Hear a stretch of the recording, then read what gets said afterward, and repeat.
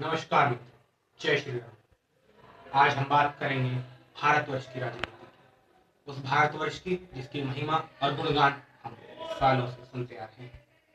और इसी बीच हम बात करेंगे उत्तर प्रदेश की, जहां हो रहे हैं इस समय विधानसभा चुनाव। सबसे महत्वपूर्ण बात मेरे मित्रों, जब भी चुनाव आते हैं सभी पार्टियां सक्रिय हो जाती हैं, सभी पार्टियों को वोट का डर सताने लगता है और सभी पार्टियां लाती हैं अपने साथ सांप्रदायिकता और लाती हैं एक वोट बैंक की राजनीति। लेकिन मेरा सभी युवाओं से आह्वान है कि इस बार मतदान जरूर करें, अपने मत का प्रयोग जरूर करें और एक ऐसी पार्टी को उत्तर प्रदेश की सीट पर जिताकर भेजें जो कि प्रदेश का भला कर सके। हमें नहीं चाहिए ऐसी पार्टी जिसके काल में होते हैं रेप, बरेली के दंगे, मुजफ्फरनगर के दंगे, बदायूं रेप कांड, बुलंदशहर रेप कांड। हमें नहीं चाहिए ऐसी सरकार जो पहनती है नोटों की माला, और हमें नहीं चाहिए ऐसी सरकार जो देश को दिखाती है सिर्फ चाटा। हमें तो चाहिए ऐसी सरकार जो देश में खिला दे कमल। हमें तो चाहिए ऐसी सरकार जो देश को आगे बढ़ाए। लेकिन मेरा एक बहुत ही महत्वपूर्ण बिंदु पर मैं गौर करवाना चाहूंगा, उसमें मेरे मुस्लिम मित्र भाइयों से ही मैं आह्वान करूंगा। कुछ पार्टियां हैं जो कहती हैं हम मुस्लिमों के ठेकेदार हैं, कुछ पार्टियां कहती हैं हम हिंदुओं के ठेकेदार हैं। ये किसी के ठेकेदार नहीं मेरे भाइयों, ये सिर्फ अपने पैसों के ठेकेदार हैं। ये सिर्फ एक लॉलीपॉप चुसवाकर हमारे मित्रों को आकर्षित करना चाहते हैं और फिर उन्हें झोंक देते हैं गरीबों में, गरीबी की गहरी खाई में। और हम उस व्यक्ति से कैसे उम्मीद कर सकते हैं प्रदेश के भले की जो अपने गुरु का ना हो सका, जो अपने गुरु का ना हो सका, अपने प्रदेश का क्या होगा। और हम कैसे उम्मीद कर सकते हैं एक ऐसे मुख्यमंत्री से जो अपने जूतों आईएएस ऑफिसर से साफ करवाते हैं। हम कैसे उम्मीद कर सकते हैं उन लोगों से जिन्होंने देश में कॉमनवेल्थ घोटाले करे हो। हम कैसे उम्मीद कर सकते हैं उन लोगों से जिनकी पार्टी दंगों के बिना पर ही बनी हो। और हम कैसे उम्मीद कर सकते हैं उन लोगों से जो सिर्फ हाथी बनवाने में व्यस्त हो या पत्थर बनवाने में व्यस्त हो, प्रदेश के भले की चिंता ना हो, नोटों की माला पहनने में व्यस्त हो। मेरे भाइयों, ये हमें सोचना है कि क्या हम मुस्लिम और हिंदू के हिसाब से सोचेंगे या फिर हम ये सोचेंगे कि नहीं, वो आदमी मेरा विकास करवा सकता है, मेरे प्रदेश को नई ऊंचाइयों तक ले जा सकता है। मुझे लग रहा है कि अब समय आ गया है हिंदू और मुस्लिमों को साथ जागना होगा, शिया सुन्नी को साथ जागना होगा, ब्राह्मण क्षत्रिय पंडित और शूद्रों सबको साथ जागना होगा। भाइयों, हम धर्म के नाम पर बटे हैं और इसका ही लोग फायदा उठाते हैं। मेरा आपसे आह्वान है, देश के जनता को जागना होगा। अब हमें एक ऐसी सरकार चाहिए जो हमारा कुछ ना कुछ हमें ऊंचा लेके जाए, हमारे प्रदेश को विकास की ऊंचाइयों तक लेके जाए। उत्तर प्रदेश में इतना सामर्थ्य होने के बावजूद हमें वो जगह, वो स्थान अभी तक नहीं मिल पाया। 70 साल हो गए हमारे प्रदेश को और हमारे प्रदेश में कई इलाकों में बिजली तक नहीं आई है। भाइयों, बड़े ही गर्व, बड़े ही शर्मनाक बात है। और ये वो लोग गर्व समझते हैं कि 70 साल में बिजली नहीं आई।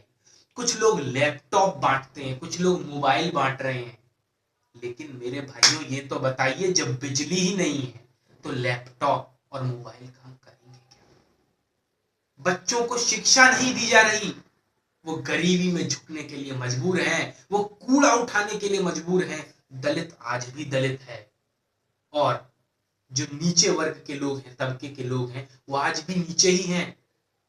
और हमारे देश में, हमारे प्रदेश में एक ऐसी घिनौनी राजनीति चल पड़ी है कि जब भी चुनाव आते हैं हम एक ना एक लॉलीपॉप लेके पहुंच जाएं जिससे कि हमारे प्रदेश के युवा हमारी तरफ आकर्षित हो जाए। मेरे भाइयों, आपको पता नहीं है आपके वोट की कीमत कितनी है। हो सकता है आपसे कोई मुसलमान के नाम पे वोट मांग ले, हो सकता है आपसे कोई हिंदुत्व के नाम पे वोट मांग ले, लेकिन आपको वोट किसको करना है? वो नहीं जो हाँ मेरे लिए मस्जिद बनवा दे, वो नहीं जो मेरे लिए मंदिर बनवा दे। अगर किसी नेता ने किसी हिंदू को मार दिया, किसी मुस्लिम नेता ने हिंदू को मार दिया, तो वाह, वो नेता मेरे धर्म का बहुत अच्छा है, मेरे लिए बहुत काम करेगा। किसी हिंदू नेता ने किसी मुस्लिम व्यक्ति को मार दिया, दंगे में फायदा दिलवा दिया, वो नेता बहुत अच्छा है। नहीं, ये सिर्फ दंगे कराते हैं, उसके नाम पे एड़ लेते हैं और खुद लड्डू ठूसते हैं और हमें गरीबी में झोंक देते हैं, हमें कर्फ्यू में झोंक देते हैं। इतने दंगे मेरे भाइयों, मैं मुस्लिम भाइयों से भी आह्वान करना चाहूंगा, मुजफ्फरनगर में इतने भीतर दंगे हैं और आज भी मेरे मुस्लिम भाइयों, मैं अंदर से रोता हूँ, मेरे उन मुस्लिम भाइयों को आज भी कैंपों में रहने के लिए मजबूर है। मैं बरेली की बात करूं, मेरे हिंदू भाइयों, मेरे हिंदू भाई आज भी बड़ी परेशानी में जी रहे हैं, बदायूं रेप केस में। भाइयों, गौर करने वाली बात यह है, हो सकता है कि हम ये सोचें कि ये पार्टी विशेष के लोग हमारे धर्म को काट देंगे, ऐसा ही कुछ 2014 में भी हुआ था, लेकिन उसके बाद आप देख रहे हैं एक व्यक्ति है जिन्होंने कहा है कि मैं चाहता हूं मुस्लिमों के एक हाथ में कुरान हो और एक हाथ में लैपटॉप हो। ऐसा क्यों नहीं हो सकता मेरे भाई? मदरसों में हम अच्छी शिक्षा दे सकते हैं, जो कि दी जा रही है, उनको सुविधाएं भी दे सकते हैं। हम मंदिरों का निर्माण कराएं, हम मस्जिदों का भी निर्माण कराएं। क्यों इन दंगों में हम फंस जाए मेरे भाइयों? क्यों नहीं हम गंगा जमुना तहजीब की बात तो सब करते हैं, कहते हैं सेक्युलर हैं, सेक्युलर हैं, असल में सभी लोग कम्युनल हैं जो सेक्युलरिज्म की गंदी परिभाषित कर रहे हैं और एक विशेष वर्ग को लॉलीपॉप चिपकाने का कार्य करते हैं। मैं जानता हूं हमारे उत्तर प्रदेश की राजनीति का स्तर इतना नीचे गिर चुका है कि कोई भी कुछ भी करने के लिए राजी हो जाता है, किसी भी हद तक गिरने के लिए राजी हो जाता है। एक पार्टी है जो कहती है 27 साल यूपी बेहाल, और जैसे ही उसको अपनी सत्ता का फायदा नजर आता है, वो एक ऐसी पार्टी के साथ गठबंधन कर लेती है जो कि दंगा मास्टर है। एक और पार्टी की नेता हैं जो जूते साफ करवाती हैं और नोटों की माला पहनने से फुर्सत नहीं है, और सिर्फ प्रदेश में दलितों की बात करती हैं, और अभी दलितों में से उन्होंने एक मुश्किल जो 83 दलित सीटें रिजर्व हैं, उतनी ही टिकट दी, एक भी एक्स्ट्रा दलित को टिकट नहीं दी। उसमें से कई सारे सवर्ण भी हैं, मुस्लिम भी हैं, लेकिन दलितों का उन्होंने भला नहीं किया। लेकिन हाँ, कुछ दलितों का वोट बैंक उनके साथ रहता है, वो उन्हें पारंपरिक वोट बैंक समझकर उनका कुछ भी फायदा उठाने का प्रयास करते हैं। भाइयों, सबसे गौर, और मैं अंतिम बात जरूर कहना चाहूंगा कि आप ध्यान रखिए आपको वोट को किसको देना है।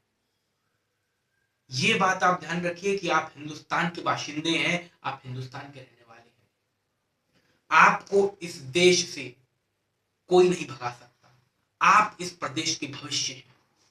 और अगर यदि कोई व्यक्ति सोच रहा है कि कोई पार्टी आएगी और हमें यहां से निकाल देगी, तो मेरा उससे आह्वान है, मैं उसके साथ हूं, पूरा प्रदेश की जनता उसके साथ है। ऐसा कभी नहीं हो सकता, ये गलत भ्रम फैलाया जा रहा है।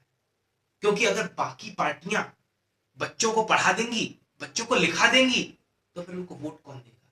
जब तक जनता अनपढ़ रहेगी, भूखी रहेगी, गरीब रहेगी, तो रोटी कपड़ा और मकान की बातें होंगी, उससे आगे तो बात हो ही नहीं पाएगी।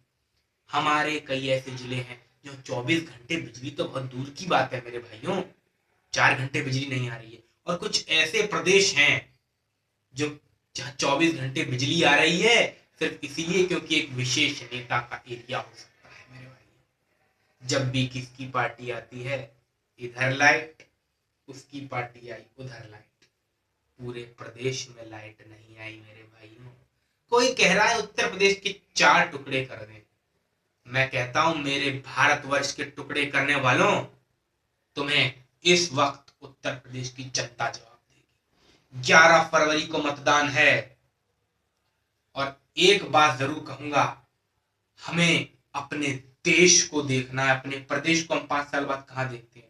क्या मैं मुस्लिम भाइयों से पूछना चाहता हूं जो कसाई हैं, वो क्या चाहते हैं मैं आज भी कसाई बना रहा हूं? वो क्या चाहते हैं मेरा बच्चा ऊपर ना पड़े? वो क्या चाहते हैं कि मेरा बच्चा गरीबी में सड़ता रहे?